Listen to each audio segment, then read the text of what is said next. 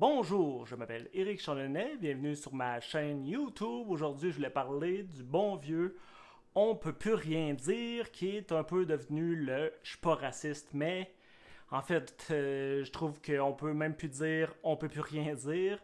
C'est un peu en général, c'est ça. C'est cool de dire de bâcher le on peut plus rien dire, mais je trouve que la plupart du temps, on n'a même pas si des bons arguments que ça. Souvent, c'est genre, ben là, tu peux encore dire des trucs. La preuve, c'est que tu parles encore, ou on dit aux gens qui se plaignent qu'on peut plus rien dire, qui ont encore plein de tribunes. Donc, c'est la preuve qu'on peut encore dire plein d'affaires. Mais c'est ça, je trouve que c'est pas des bons arguments, puis c'est un peu de la mauvaise foi.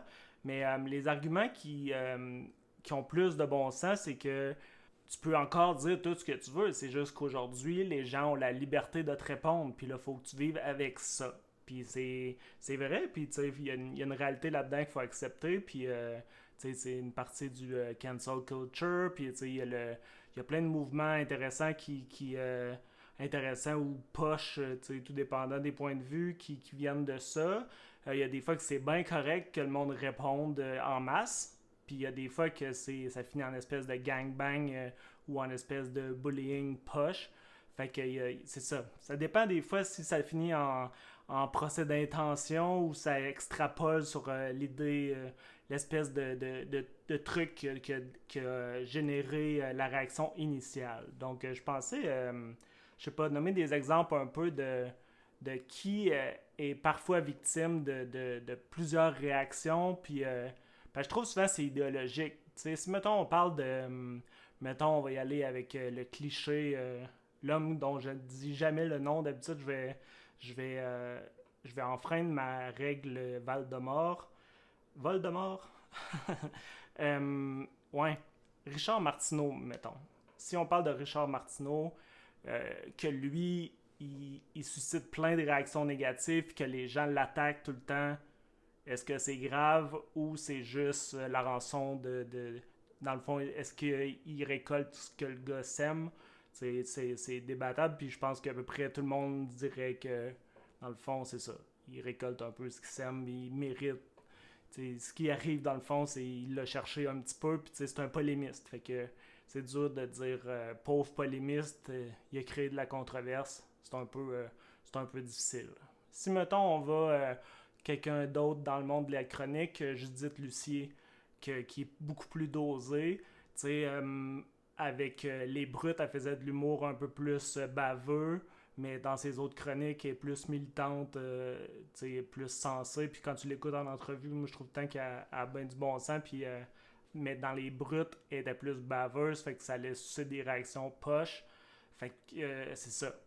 Là, elle, est-ce que on peut dire ah ok c'est justifié que tout le monde l'attaque puis la ramasse?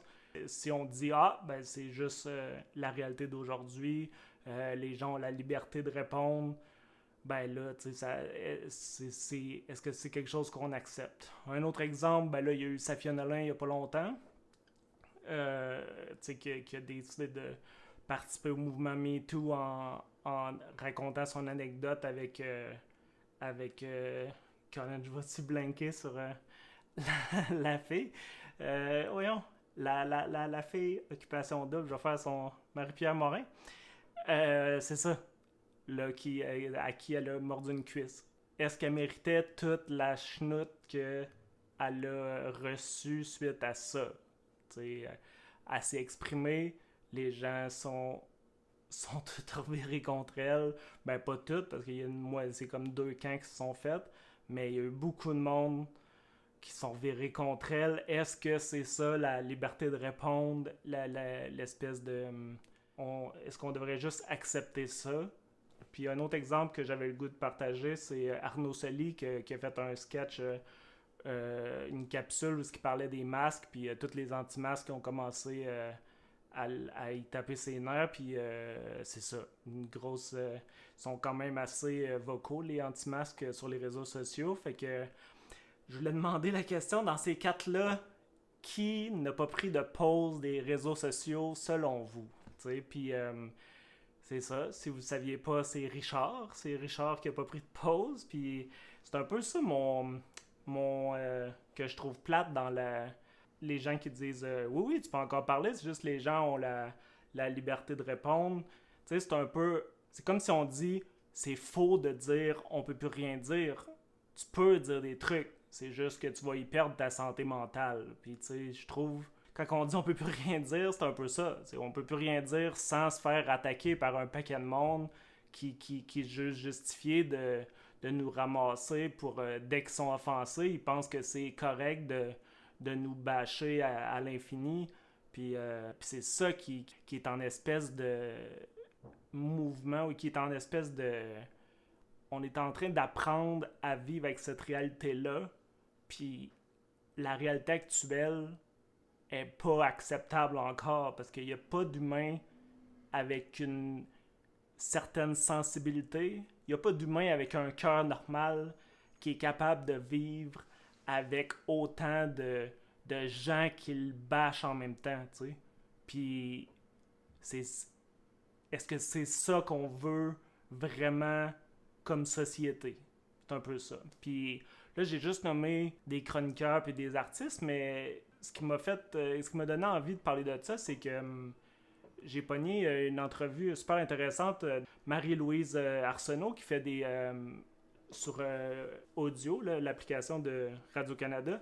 Elle a une émission qui s'appelle Métier journaliste, je pense. Puis son invité, c'était Anne-Marie Dussault. Puis Anne-Marie Dussault, elle parlait du fait que les journalistes, pendant les débuts de la COVID, quand que tout le monde posait des questions à François Legault, là, le gouvernement était très populaire, puis les gens écoutaient les conférences de presse. Puis Anne-Marie Dussault, elle disait... Puis là, c'est ça, c'est que les gens se vexaient sur les questions posées par les journalistes. Ils attaquaient les journalistes parce qu'ils posaient pas des bonnes questions. Ils trouvaient que, mettons, Louis Lacroix était pas fin, puis ils trouvaient que tel autre journaliste il était pas fin. Puis là, ils se faisaient planter sur les réseaux sociaux. Puis Anne-Marie Dussault, c'est en plein ce qu'elle dit. Elle disait qu'ils rendaient ça pas possible de faire leur travail puis de poser des questions difficiles. Donc, on parle de journalistes qui essayent de faire leur travail puis de poser des questions pertinentes. On parle pas d'un humoriste qui essaye d'être sur la ligne de ce qui est choquant ou d'un polémiste qui essaye de chercher le trouble dans un journal populiste. On parle pas d'un artiste qui essaye d'être choquant.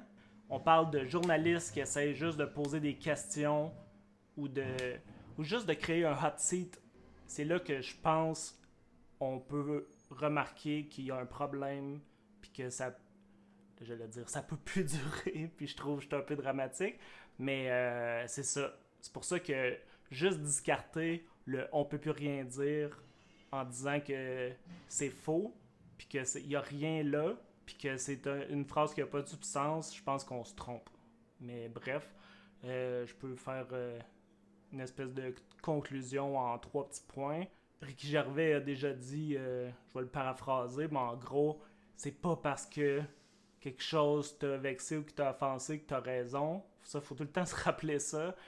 Puis c'est ça que j'aime de l'exemple d'Anne-Marie Dussault, parce que les gens sont juste pas habitués d'entendre l'espèce de poutine de journaliste, là, les questions plus touchées, ou un journaliste qui pose la même question 3 fois pour essayer d'avoir une réponse parce que c'est de même que tu obtiens des réponses des fois, de juste gosser.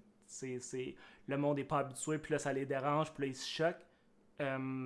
Deuxièmement, ça serait le fun que le monde réalise que très peu d'humains sont capables d'endurer l'espèce de pression d'avoir plein d'autres humains qui les dénigrent, puis qui les bâchent, puis ou qui les bullient.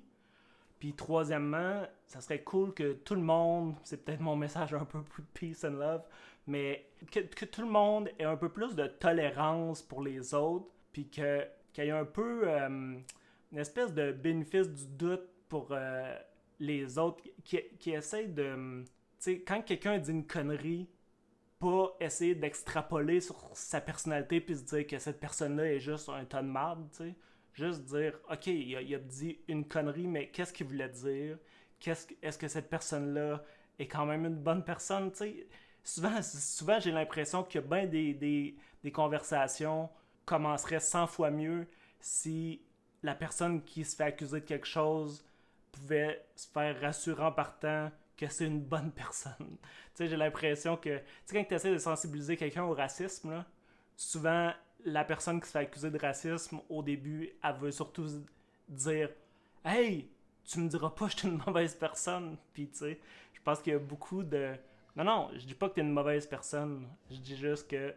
Bref, j'en jaserai peut-être de ça aussi dans une autre partie, mais j'avais juste le goût de défendre un peu le on peut plus rien dire parce que dans tous les médias que je consomme, c'est bien cool de dire que c'est une expression vide de sens, puis que c'est donc les épais qui disent ça, puis qu'il y a absolument rien de pertinent derrière ça, puis je suis juste pas d'accord. Fait que c'était Éric Chandonnet en direct de son salon, mais pas en direct. Puis c'est ça.